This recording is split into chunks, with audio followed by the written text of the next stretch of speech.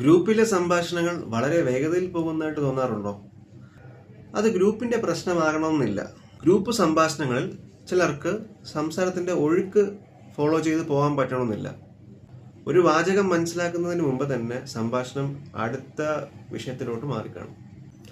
ഇത് പലപ്പോഴും ശ്രദ്ധക്കുറവ്, അല്ലെങ്കിൽ മൾട്ടി ടാസ്കിങ്, അല്ലെങ്കിൽ പ്രായം കൂടുമ്പോൾ ഉണ്ടാകുന്ന ശ്രദ്ധക്കുറവ് എന്നിങ്ങനെയാണ് എല്ലാവരും കരുതുന്നത്. പക്ഷെ മറഞ്ഞിരിക്കുന്ന മറ്റൊരു കാരണമുണ്ട്: കേൾവിയിലെ വ്യക്തതയിലെ ചെറിയ കുറവ്. ഒരു ഗ്രൂപ്പ് സംഭാഷണത്തിൽ പല ശബ്ദങ്ങളും വാക്കുകളും ഒരേ സമയത്ത് കേൾക്കുന്നു. അപ്പോൾ നമ്മുടെ ബ്രെയിൻ ഈ ഓരോ ശബ്ദങ്ങളെയും വാക്കുകളെയും വേർതിരിച്ച് വിട്ടുപോയ ഭാഗങ്ങളെല്ലാം കൂട്ടിച്ചേർത്ത് മനസ്സിലാക്കാനായിട്ട് ശ്രമിക്കും. പക്ഷെ കേൾവിയിൽ ചെറിയ കുറവ് വന്നു കഴിഞ്ഞാൽ ഈ പ്രക്രിയ ഡിലേഡ് ആവും. ഇത് കാരണം ആൾക്കാർക്ക് പൂർണ്ണമായിട്ട് കേൾക്കാനോ മനസ്സിലാക്കാനോ കഴിയാതാകുന്നില്ല. പക്ഷേ സംഭാഷണത്തിൽ അവർ പതുക്കെ പിന്നിലോട്ട് പോകാൻ തുടങ്ങും.